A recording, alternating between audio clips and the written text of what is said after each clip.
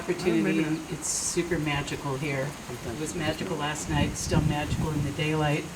I'm enjoying it so much.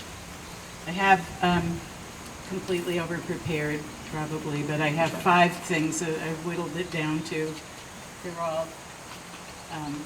They're all going to be very much enhanced by David Amram.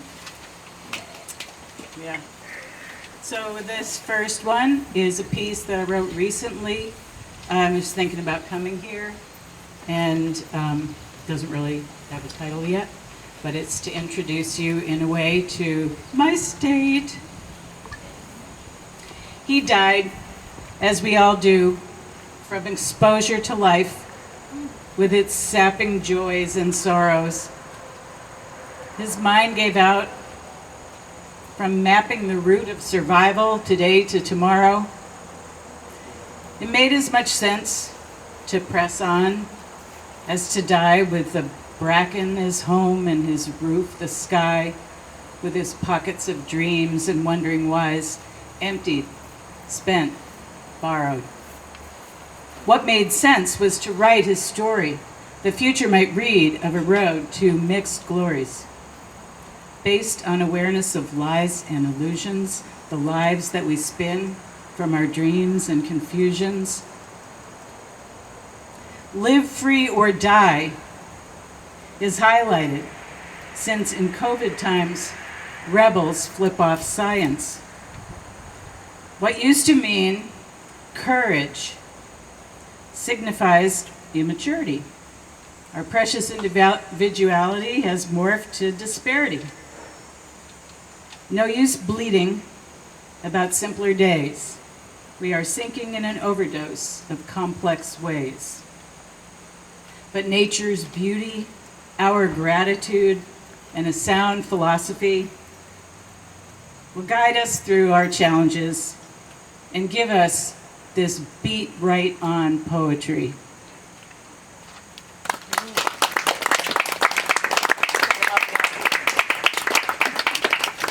So all I have is my story. And I like to, in more ideal times, travel, and I've seen some nice places. I have a penchant, I guess you'd call it, for islands.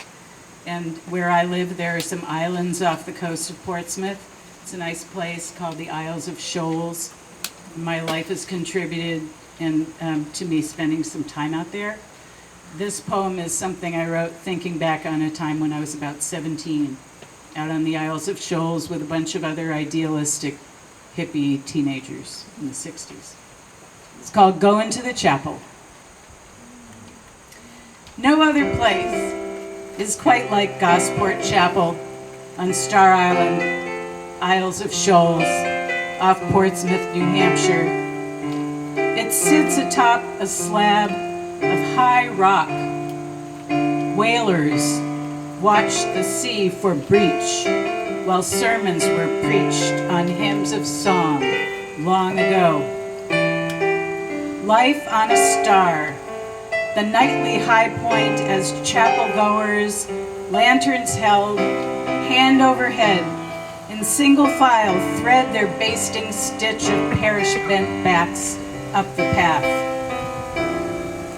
In the 60s, we remember when first we let go, the look became long-haired. Disciples from the good book, only love can break our heart, only love can mend it again, was our do unto others. So, yes, let the chapel draw me uphill into its warbled space, its lifted brick floor, its outstretched wood lantern hangers, each proffered cross, its wide, high window seats where we, as youths, climbed and perched.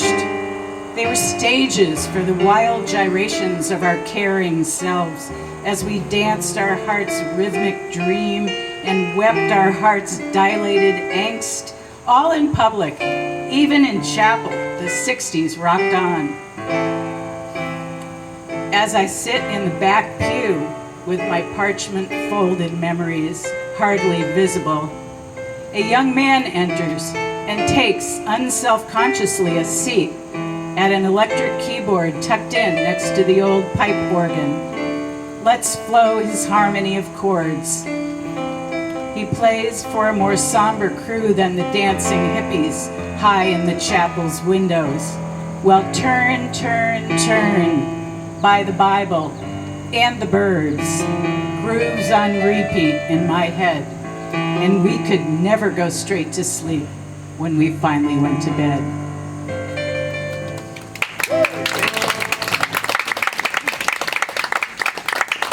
Along my way, I got interested in a community of people who were also sort of out of their time frame and by themselves. And they forged their own communities. And they were called the Shakers. They weren't exactly like the Beat Poets, but they, to me, had some wonderful similarities and overlaps. So I did a project with a photographer friend, and we went to all the Shaker communities in New England and wrote a book about them. And I just wanted to read one fairly short poem about the Shakers. This was from a conversation I had with a woman who grew up in Concord, New Hampshire, and there was a Shaker community in Canterbury, so the Shakers would be often seen in Concord. It's called She Said. When I brought up the subject of Shakers, she said she loved them. Raised up in Concord, New Hampshire, near Canterbury, she would see them about town. They seem so unencumbered, she said. They feasted on their homegrown fruits, herbs, and grains. They fed their visitors simple meals. Innovations sprang forth from their alert collective. They seem so unencumbered, she said again. Let's be unencumbered. And I have two more short poems. So, okay, the unencumbered part. Oh, good. Oh, lovely. Not that you. Oh my God, she has two more poems. Okay, that's good. This one is just from when I was traveling with some friends down on the Cape, and it was lovely. It's called Samsara.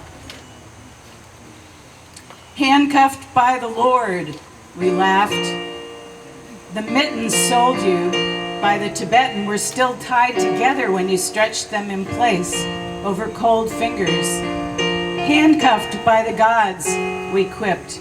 And yes, we just reviewed the Dharma wheel with the shopkeeper. She showed how the mandala revealed houses of samsara well below nirvana. All of us acknowledged our dwelling on this ephemeral spinning planet where we can buy Tibetan mittens, twisted coils of incense, then bend to a wet wind over Provincetown. Find flecks of nirvana in wild coastal weather. And let's see. Okay, so the last one, here we go, is from a little trip, one of my little trips to Jamaica that I took with a friend of mine who's partly Jamaican girl looking for her family. And we,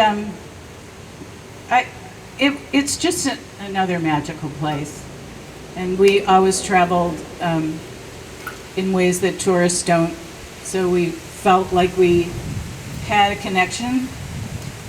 And I always felt so fortunate to arrive on the sands of Jamaica. So it was a day, the morning after we arrived, and I was down kneeling by the water just thinking about things. And a woman walked down the beach toward me.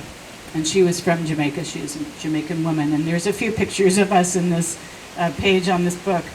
But afterwards, when I was thinking about this trip, I wrote a poem for her. It's called Once More.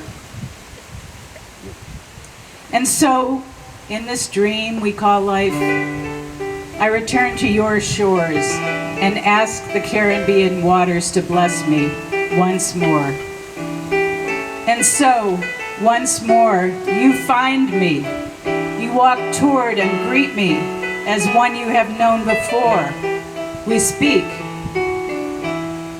The blood, this blood, no longer flows from us. We've borne life. Satisfied, we watched frail petals of generations unfurl, survive. You who know this island, your birth encompasses me from my distant shore. Our hearts meet on this sandy beach, an encore. We speak as mothers to one another. We tell of our children, their deeds. Why we find ourselves here now, we cannot know. We feel innate trust and pass it between us as a butterfly, whispered. We hold still this unity, unbreakable, our bond.